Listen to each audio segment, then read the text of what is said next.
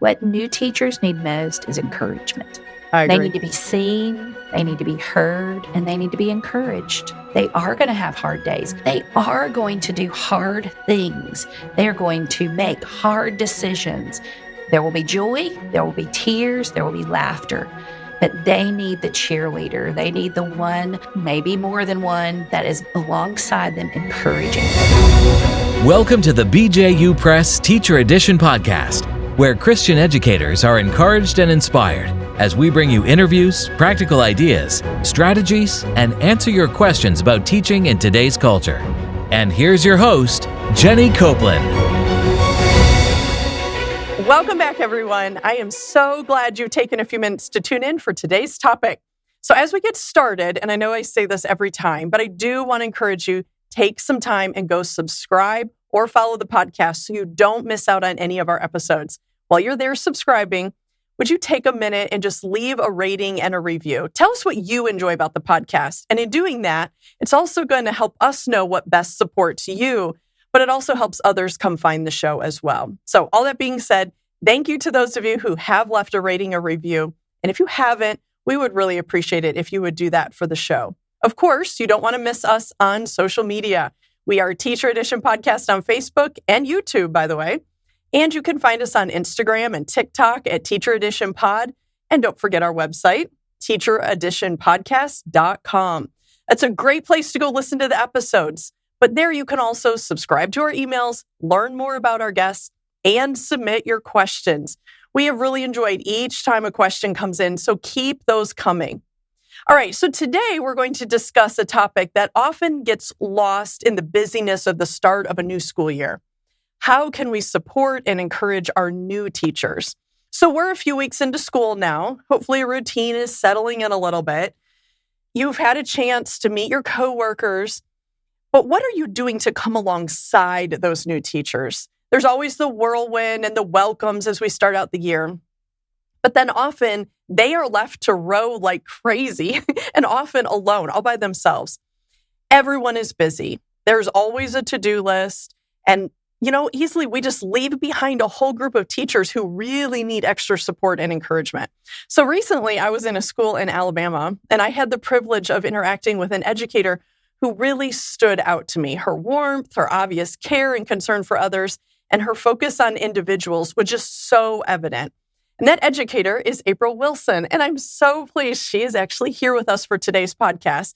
April's been an educator for 26 years. And she's currently serving as the administrator of Bethel Christian Academy in Dothan, Alabama. April has an incredible story, and I wish we could take a whole episode for that. I love hearing that story. I had the opportunity to hear about that recently and how the Lord just led her in so many unique paths.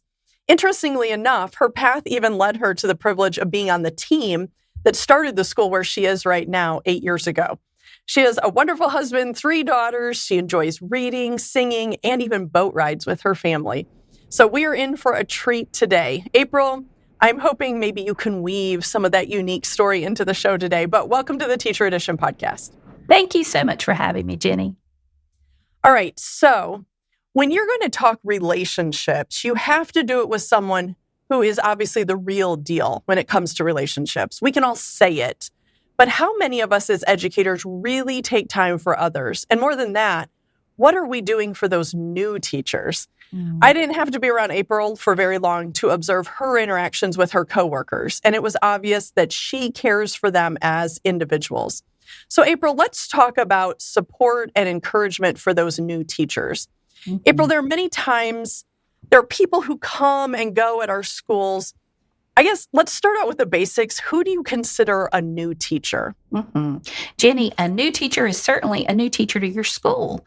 And so eyes open for the very first time teachers, though, as well. So a new teacher that we're welcoming in, we have to identify what category they belong to. Are they a new teacher that's a veteran teacher, but just new to your school, your environment, your climate, your mission, your vision, your purpose? Or are they a new teacher altogether? This is their first go at it in a classroom, set in motion. And so there's even a third category, Jenny, a teacher that you have moved to a different grade, Oh, for move sure. to teach a new subject area. So those I consider new teachers as well. They still need that same kind of support. Yeah, for sure. So you've had a lot of experience in various areas. So talk with us about, how do you prepare for a new teacher?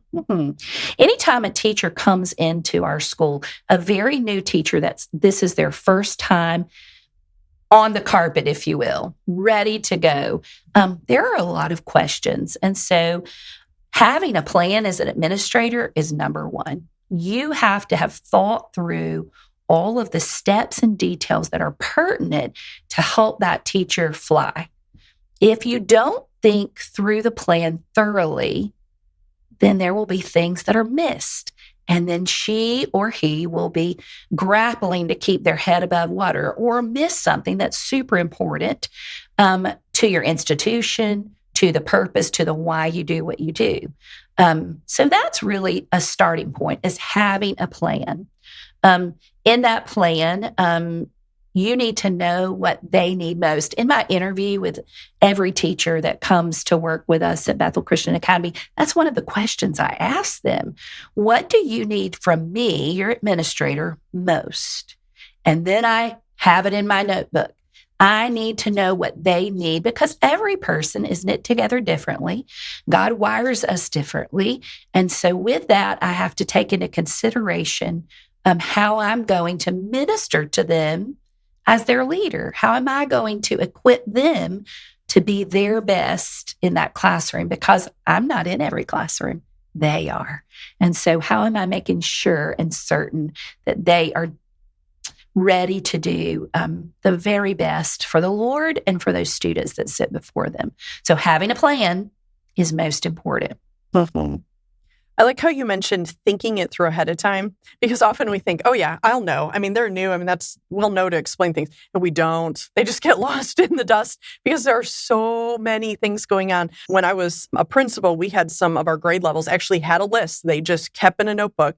And when a new teacher would come, they knew these are all the things they needed to go get for them. That's what their room needed. This is just because you cannot think of it on the fly. So I'm so glad you pointed that out. That's right. It's also important to have partners that are helping you to do that as the administrator, because I certainly could not do that on my own. Yes. So having people appointed to make sure that they're taking care of all of those details, that's, again, part of your planning. You know, we talk to our teachers about plan, make those lesson plans work for you. If you're not planned, you can't be flexible. Same for us. Right. That is true. Through all of that. We're the exception.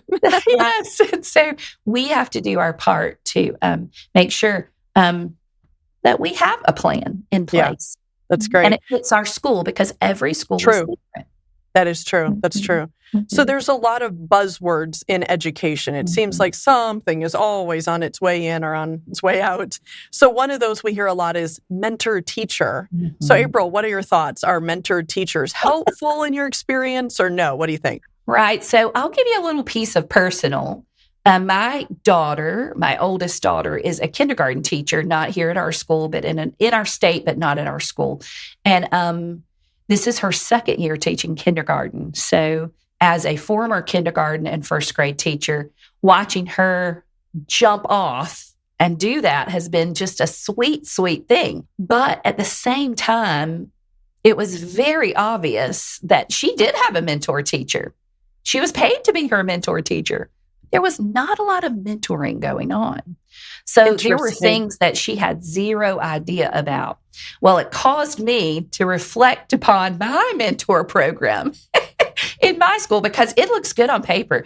I mean, it is spiffy, shiny. It looks like, oh, wow. But does it really work? Yeah. And so that's really, and as educators, we always have to be in evaluation mode. Is what we're doing working? And so if you have a mentor program in place, does it meet the needs of the teachers? And so ours is me personally first. That's that first touch. The administrator needs that first touch, because you're their lifeline, if you will. Their anchor in knowing that they're in the right direction, and they're seeking your approval as well. So if we're not giving good feedback on our end, then there is starvation on their end. That's true. And they are working for that. So, but then as you seek teachers that are excellent at what they do, that are willing and want to link arms and hold up elbows for another teacher beside them, then that's who you're looking for. Whether they teach the same subject area or not, you're looking for a heart's desire to serve and help lead another along. So it can't just be anyone. And that's part of that admin's job, is to decide and discern through the Lord's help who that teacher mentor is. And everybody, and I will say, even in my own experience, I've had to switch mentors in the middle of the year and go, hey, I think now it's your turn to be the mentor teacher for this new teacher, because of personalities or needs or just the way they work classrooms.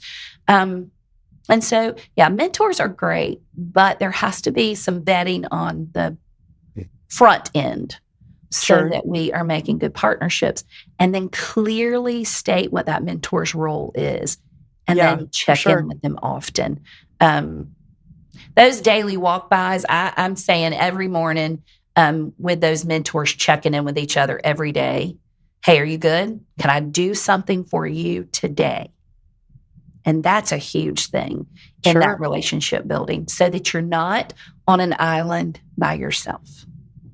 Yeah, especially when there's the freedom to actually say if you need something. So often, we're fine, and we're not fine, right? I like how you mentioned that you're looking for a willing heart, not just assigning someone. Because I think so often in schools, we just rotate. All right, it's your year. But it isn't the best fit in. It's maybe not the best personality. So I really, really like that you pointed that out. And checking in with them, knowing their role. Because some can be so overbearing and others are so hands-off. So clearly defining that role, as I'm sure you've done with your teachers, just so they know what to do. Well, sometimes I have, and sometimes I haven't defined that role well in an explicit way, because it is important as new teachers come in to give them a little freedom to mess up, to try new things. And every leader in a school has their things. Those things that they say, these are non-negotiables, if you will. But there has to be some give and take. We're not hiring students. We're hiring professionals.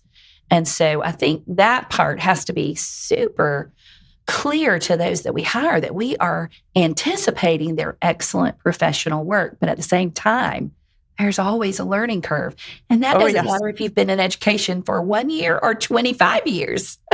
We're still curving. We are still in the curve. That is true. That is so true. Yes. Okay, so let's kind of wrap up all these thoughts. I love the idea of making sure there's someone there by their side. And you are so right. They're seeking approval. There's all kinds of dynamics going on. They're trying to prove themselves, but yet they're struggling every day, trying to get ready for those lessons, and every weekend. And you can feel like you're drowning quickly. So let's wrap up with a big picture question. As educators, we like to cut to the chase. So here's our cut to the chase, April. In your experience, what do you think new teachers need most? Like, let's hone in on something. Let's walk away with something really practical. What are your insights on that? What new teachers need most is encouragement. Yeah, I agree. They need to be seen. They need to be heard. And they need to be encouraged. God's word talks about edification over and over. And we have to be that edification mouthpiece for them. They are going to have hard days. They are going to do hard things. They are going to make hard decisions. There will be joy. There will be tears. There will be laughter. But they need the cheerleader. They need the one, maybe more than one, that is alongside them, encouraging them. We all know that we need it. Whether we want to admit it or say it out loud, we all need encouragement. And so that's number one. Always number one. But that's not just with the new teachers. True. Every one of them. Yes. And I like that it doesn't need to just be the administrator, or it doesn't have to be the person assigned to them. I think it's a good reminder for all of us. When we go by, I remember my first year of teaching, and it's good for us to take a minute and remember that, and just drop them a quick note or give them a word of encouragement. And I think this is so timely as thousands of educators are starting out a new year. And we all remember our first year. Like we said, we probably just remember parts of it, things we want to remember. But thanks for pointing out to us today those basics and challenging us that we can all minister to them. We can minister to everyone that we serve with. So, April, thank you. I know this has been a quick time together, but it's been such an encouragement and a blessing. Just a reminder to go out of our way, be a blessing, and how we can intentionally help and encourage those new teachers as they start out. So I appreciate you taking time to be on the show today. Thanks, Jenny. And to our listeners, thank you for joining us today. I hope you were challenged and encouraged as I was. Remember to go to teachereditionpodcast.com to submit questions for our upcoming episodes. Of course, be sure to subscribe to the podcast and follow us on social media. Now, it's time to go get back to your day, but it's not just any day.